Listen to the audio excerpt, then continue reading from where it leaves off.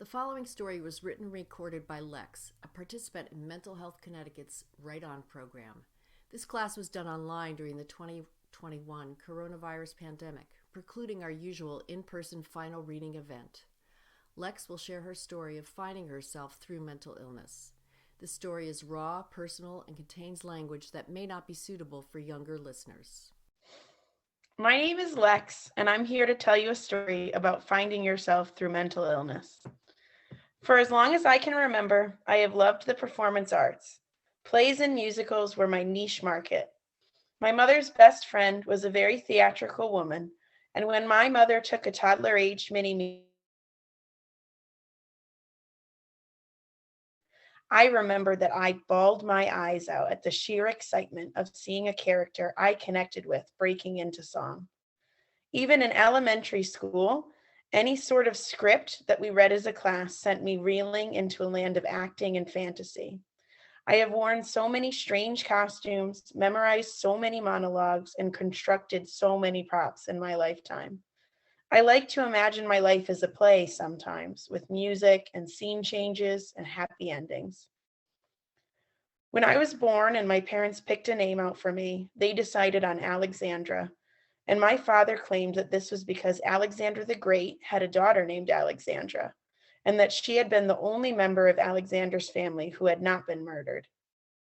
Years later, when I would question the historical accuracy of this, my father merely said, "It's a strong name. That's why I picked it."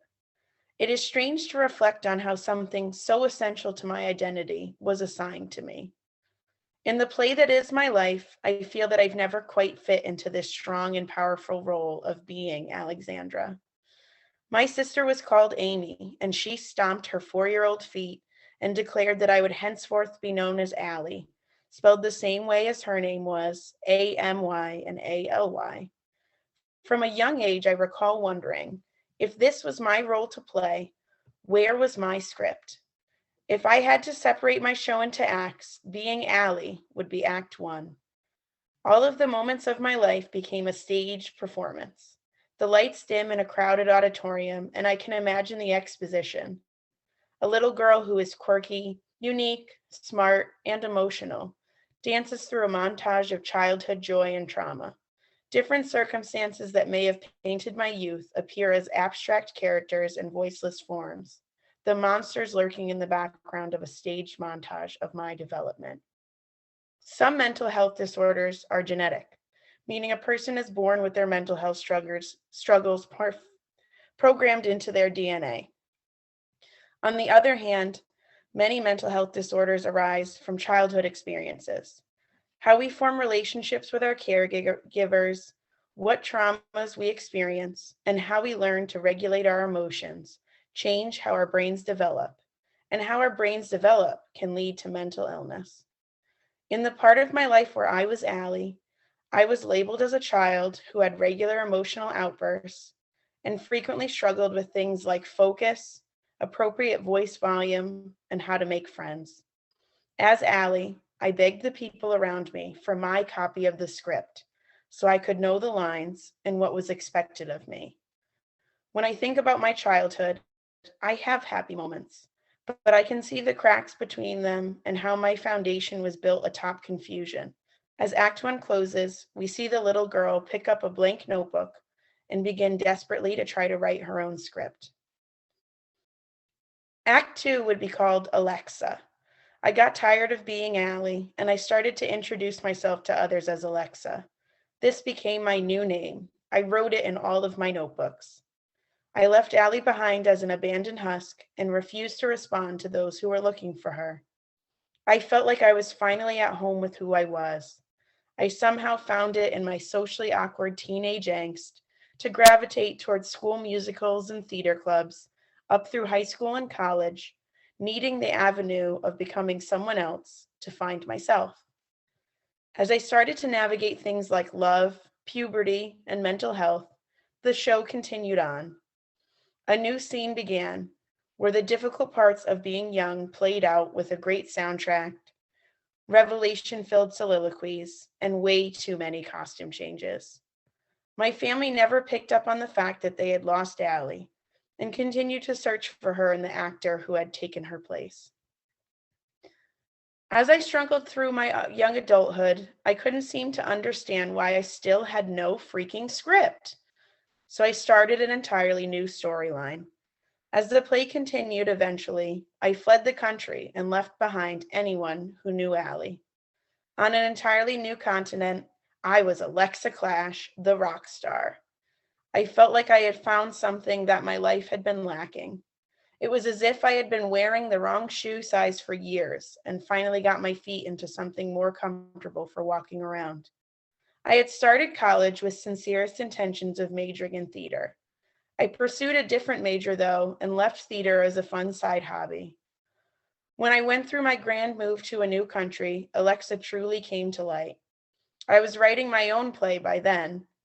However, when faced with two options, to stay in my new life or return to my old one, I was forced to choose the latter.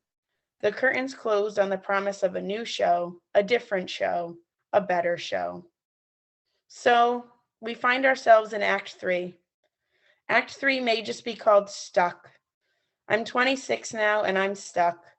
I wonder all the time at what point I let myself get stuck. But then I know why I am stuck. I was diagnosed with a personality disorder. This constant identity crisis hasn't been a carefully scripted play, but a brain trying to rationalize the world around it. Those moments of high intensity, out of control mood swings that I remember as dramatic scenes are just leftover manifestations of lessons I didn't learn in childhood.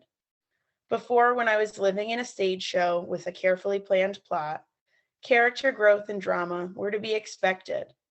At some point in the late scenes of the show, the now adult woman that the audience has watched grow on stage is taken down, sent to stand with the fake trees and rocks in the background in a silent role. I never got to figure out what the script was, and it seems that all the other players around me know their lines. Even when I try to catch them off guard, my scene partners are remarkably good at improv, and the show continues on. Everyone else knows their character profile with ease, while I can't even decide on a character name. It takes me much longer to know what is happening as the play progresses. I'm asking a friend live on stage if she has the script. Everyone else clearly has the script, so could I just peek at it? For a moment, could I just see what my role is in the show? The audience seems awfully disappointed. No, she says with a warm smile and even temperament. No one can see the script. I promise there's no script. You only think that it's just you who doesn't know what to do. Perhaps the play hasn't ended. I don't always like the story that I'm telling in my hypothetical play about my life. Often I am standing at the end of one moment, trying to rewrite what's already been performed. It doesn't matter that this script has long since been printed in ink on page and is in the middle of its one night only engagement. I wonder if I can write my lines after I figure out what the play is supposed to be about.